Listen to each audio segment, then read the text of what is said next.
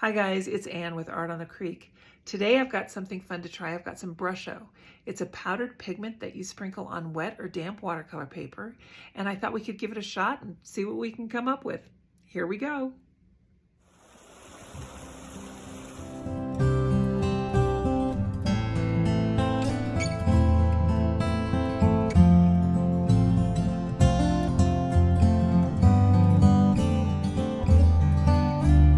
Well, to be honest, I'm not really 100% sure how I want to do this today.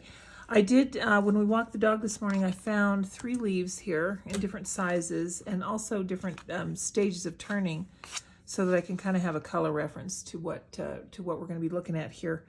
I think what I'm going to do first, though, is create a background out of the Brusho. So let's do this. Let's tape off the edges so that we can protect it from running over a little bit. So we'll do that first, just using washi tape.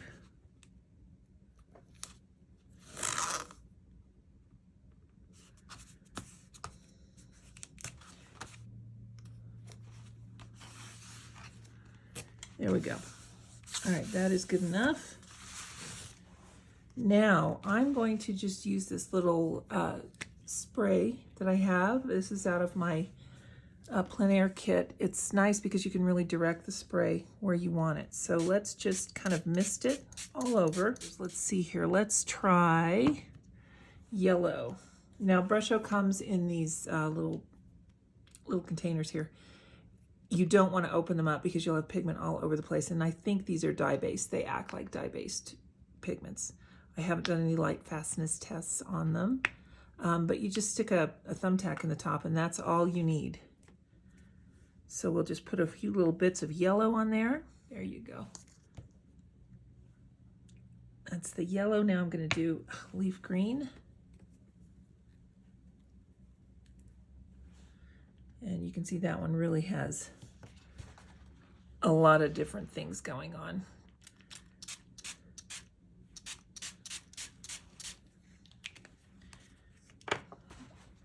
And now we'll just keep moving this around.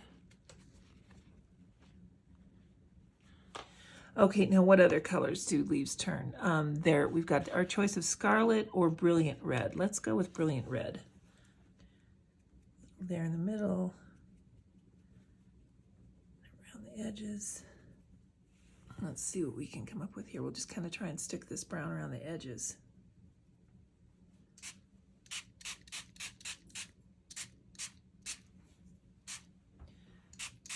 So, first impressions, if you like wet and messy, which I'm not a fan of, I will be completely honest with you there, you will love playing in Brusho. But what I'm trying to do is to tip this around and get that pigment to flow and make kind of a cool background for us. Okay, let's wipe up our mess here. And we'll wipe up the edges. It's kind of a cool background. Whenever you have see this bead on the bottom here, all you want to do, that's just excess water, is I fold a paper towel and I run it along the very edge of the tape. Isn't that satisfying? And it will just pick that right up.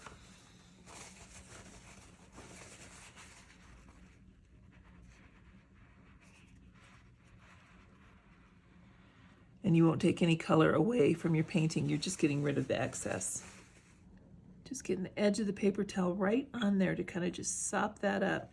But I'm not putting any pressure on the paper towel at all. I'm just barely guiding it along, just really focusing on that puddle of water.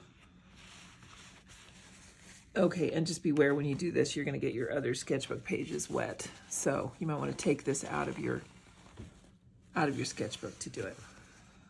Still picking up some more of that excess pigment here that's kind of pooled at the bottom.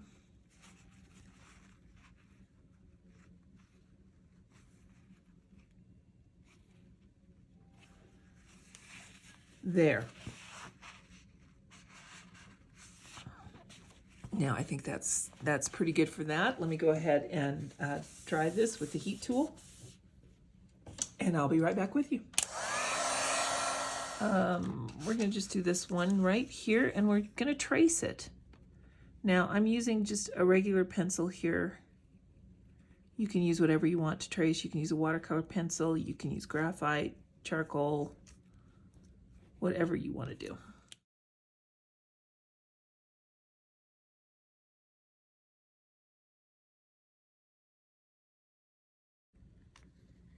Okay, so there's our leaf, and here's my little error. All right, I hope you can see that. There's a lot going on there.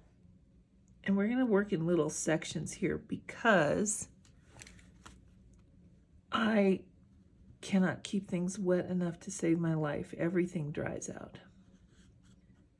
So we're just going to try and do this in little sections. And I want to go in with some granulating watercolors. So the first color I'm going to use is Cascade Green. It's such a great color. It granulates to kind of this green and brown. And we'll see what it looks like on this yellow background. It's going to be interesting. Whenever you're working with granulating watercolors, you need a lot of water to get that granulation effect to work. So that's what we're trying to do here. Now I'm going to go ahead with more water and pull that green over to this side. We'll use that little puddle there to add to the effects.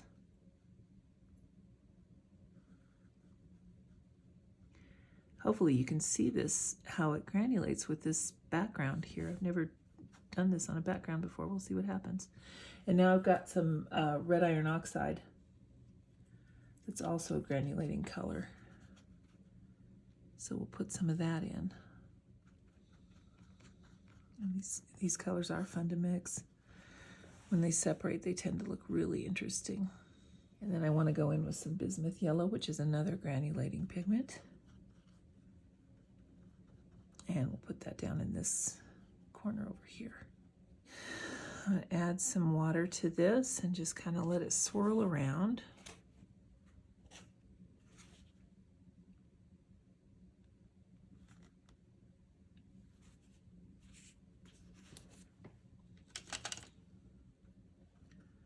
Some more of that Cascade Green in there.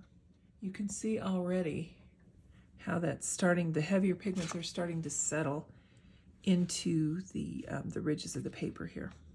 So there's our first leaf. And the other thing that we need to do with granulated pigments is to let them dry naturally. What I am going to do though, let's look at this leaf here. This is the one we traced. This stem right here is really the color of alizarin crimson, and this would be a good permanent green. And I'm going to come down into that loop, and now I'm going to go in with the permanent green pale.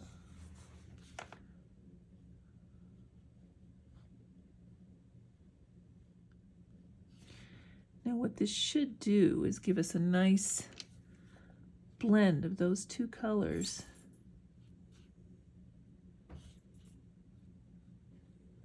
And we'll just push that up into the leaf a little. There we go. And the stem is so long, I want it to end about here. So we're just kind of gonna fake that a little bit. There, okay, so there's our second leaf. All of these Primatech pigments, whenever you see a Daniel Smith paint with that P, there, it's Primatech, they naturally granulate, and they're just gorgeous. So I do want to play with those. I'm going to go in here first, this one with some quinacridone gold. It's a beautiful golden color. And this one really granulates well. I'm going to go ahead and zoom in so you guys can get the full effect here. Where are we? There we are. Okay. And first we'll do this quinacridone gold on here. And again, this is a Daniel Smith color. When you're looking for granulating paints, you can typically find that information either on the website or on the tube itself. All right, now I'm going to go in with some of this Shadow Violet, which is just a really cool color. We'll see what we can do here to make it look like there's some dead spots on this leaf here. All right, and another color that I want to put in there is this Rose of Ultramarine, and I know I'm putting purples on top of gold, which is going to make some mud, but you watch, this is really going to be nice. So I'm going to turn this, and with the very tip of this brush, I'm going to pull this Rose of Ultramarine down on this top side here.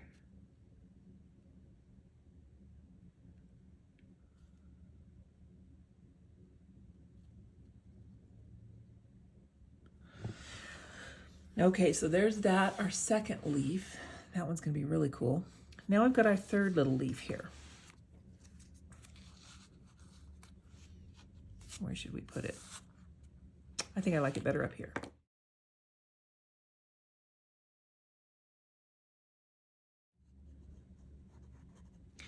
Now this one, let's go in with some colors that may or may not be granulating. I'm gonna start with that quinacridone gold again. I know that that one is. And I'm just going wet on dry. For this portion, we're gonna try something different on this leaf.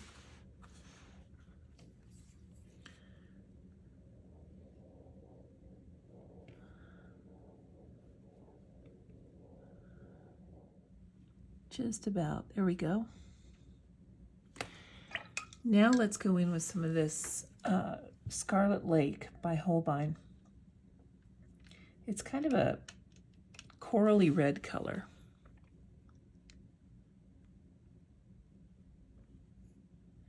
And now I'm going to dip into that Cascade Green. And let's just put a few little lines here. I just think that's so pretty. And this one too has a red stem. But I've got green on my brush, so let's just play with that. Pull some of this down from here. It's just going to be the same color there. Okay, so there we have our 3 leaves for our little creation today. And now we're just going to let this dry, and then we'll come back. Okay, so we'll see you in a few minutes. Well, that's had enough time to dry, and I think what I'm going to do, it's not completely dry, but it's dry enough to continue. I have to say, so far, I'm not happy with the Brusho, so we're going to punch this up a little bit. I don't know, the background, it looks cool. It's, you know, it looks rainy, but it's just not, I don't know, it's too bright, like that red. I don't know. It might look good when we're done. I've got Lunar Black, which is an amazingly granulating pigment by Daniel Smith. And I'm going to gradually make this shadow wider there, and then I'm going to taper it up into here. Now, the other thing with granulating pigments, I might be using a paper that it's not going to work really well on. We shall see.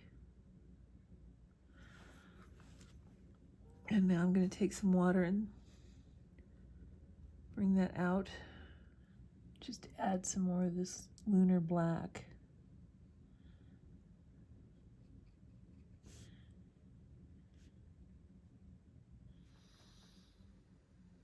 Cross your fingers, wish me luck.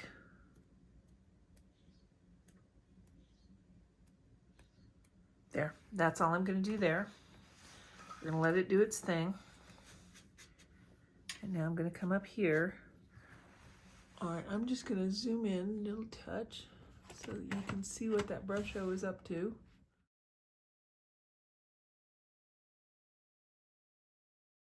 Let's try some more. Maybe it could be like speckles on the pavement. Okay, now I'm kind of liking it.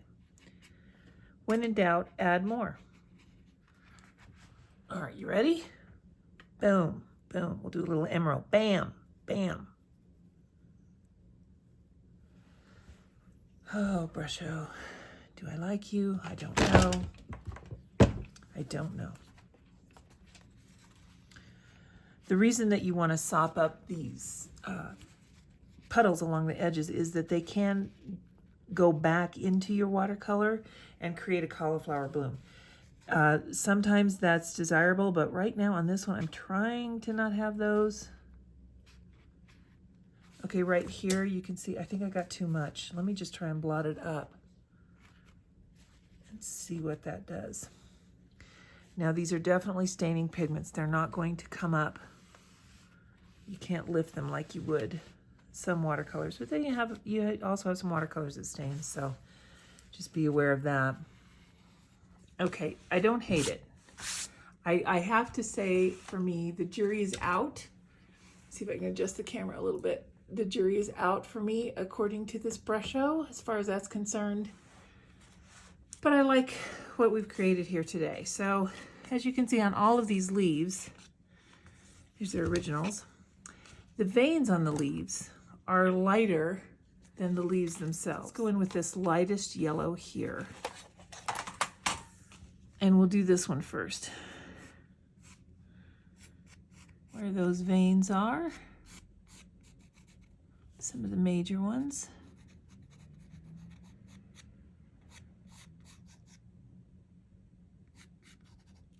Now I'm going to go in with some of the reddish that they have. It's a red, pink. I don't have their color chart here, and the colors only have numbers on them. So this is color number 191. And I'm just going to punch up some of these areas here and the stem. You can really see that where we had a lot of water, the granulation picked up here and here. This particular paper, we might need just an exceptional amount of water to really get the granulation to show up. I can go in and highlight that vein line. Just using very light, deliberate strokes.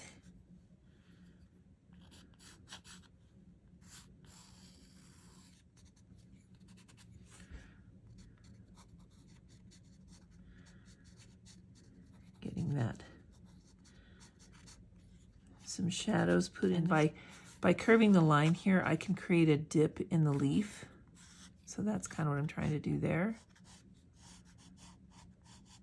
Same thing with that one. And then just some random lines suggesting the other portions. And then now I've got kind of a golden tan here in these corners.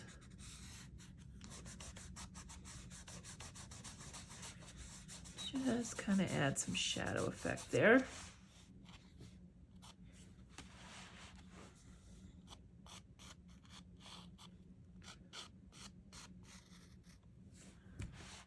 Kind of going on either side of it. I like to keep baby wipes handy for this very reason, but they're great at cleaning up your workspace. I just use a baby wipe on this, and what doesn't look like it's dirty at all, you can pick up quite a bit. So keep some baby wipes in your art studio. Well, it's always so satisfying when you take the tape off and you have that nice crisp white border. I kind of like that Brusho effect. It's the black has some blue and brown in it. You can see it's kind of separated away from the pigment. I think I'm going to have to play with the Brusho just a little bit more though to see what I really think of it.